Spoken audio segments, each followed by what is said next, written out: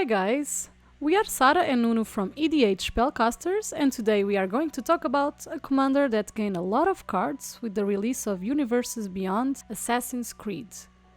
This commander is Ramses, Assassin Lord.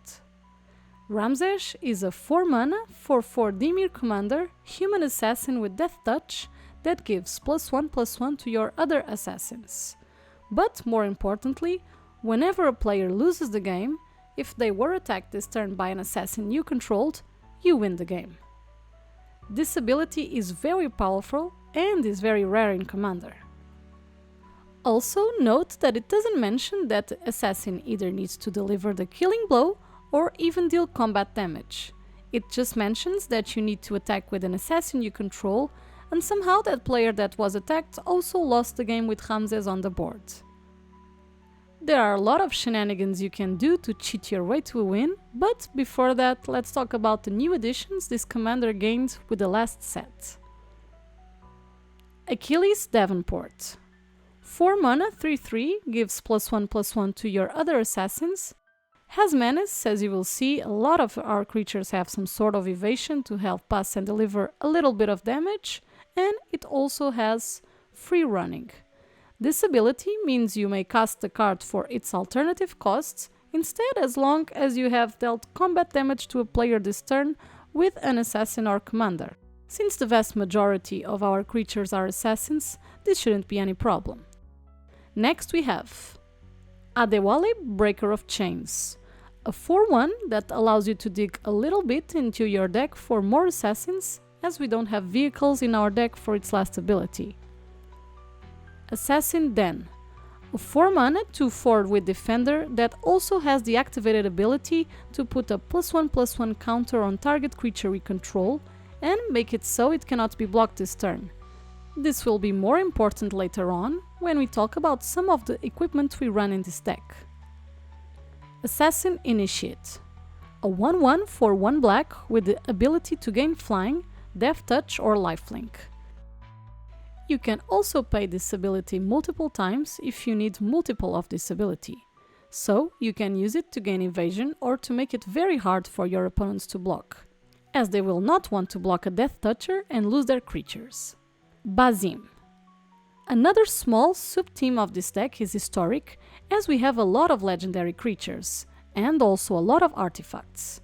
This 2 mana 2/2 is perfect, as it draws you cards and also gets bigger and bigger to the point that will be very hard to be blocked by our opponents. Brotherhood Spy. With the amount of legendary assassins we have, we shouldn't have any problems becoming unblockable. Desmond Miles. Gets +1/+0 for each other assassin you control and each assassin card in your graveyard. Also, whenever Desmond Miles deals combat damage to a player, surveil X, where X is the amount of damage it dealt to that player. So, it deals a lot of damage and at the same time manipulates your deck to put some of our secret assassins tech on top of your library. Evie Fry is a looter, but if you discard a creature card when looting with her, target creature you control can't be blocked this turn, so another assassin can deliver the killing blow. Ezio, Blade of Vengeance. Another great option as a commander for this deck. A 5 mana 5/5 with Death Touch, and whenever an assassin you control deals combat damage to a player, draw a card, refilling our hands so our gas never runs out. Jacob Fry. This is partner with Evie Fry, meaning they tutor for each other whenever one of them enters the battlefield. He also has, whenever one or more assassins you control deal combat damage to a player, exile up to 1 target assassin card or card with free running from your graveyard. If you do, copy it. You may cast a copy.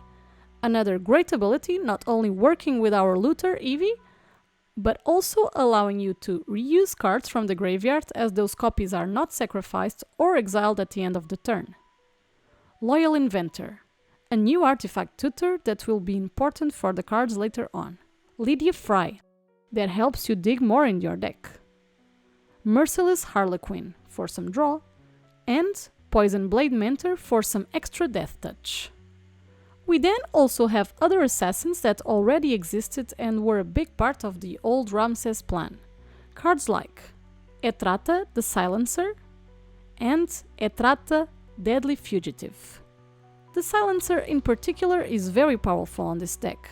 She cannot be blocked, and whenever Etrata deals combat damage to a player, exile target creature that player controls and put a hit counter on that card. That player loses the game if they own 3 or more exiled cards with hit counters on them. Etrata's owner shuffles Etrata into their library. This card with our commander is amazing because it fills all the criteria for Ramses to win the game.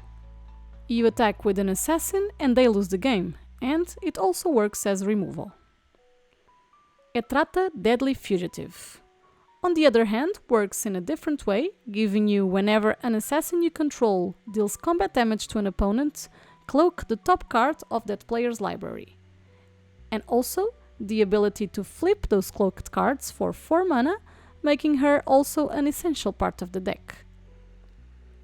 Mari, the Killing Quill, is also an amazing card on this deck and also pairs very well with Etrata, the Silencer, with whenever a creature an opponent controls dies, exile it with a hit counter on it. She is also a font of draw in treasures with assassins, mercenaries and rogues you control have Death Touch, and whenever this creature deals combat damage to a player, you may remove a hit counter from a card that player owns in exile. If you do, draw a card and create 2 treasure tokens.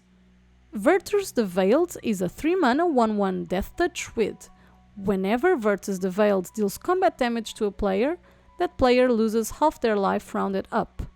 Abilities like this are incredible in this deck, and Virtus so happens to have a built-in ability that does it without the need of the artifacts that we run like Quietus Spike and Scythe Claw. Lastly, we are going to talk about the 2 non-assassins that we have on the deck, and the first one is Tree of Perdition. Putting our opponents to 13 out of nowhere can be very important, as with this commander you are supposed to focus on the player that you are able to kill the fastest. And you may think that this will make us a target, but what happens if you leave a player this low is not that they will attack you. What happens is that the rest of the table will kill the player we are trying to kill, so you don't win the game, and in a way clear the way for us to try and find a new prey if we need.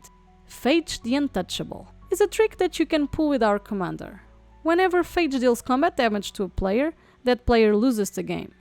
If you attack with Phage and an assassin, even if he doesn't deal combat damage and dies in combat, Ramses' prophecy will still happen. A player lost the game, you attack that player with an assassin, and Ramses is on the board. She is also a big part why we run so many abilities and cards that give our creatures unblockable. For interaction, let's start with cards with free running that we can cheat into play.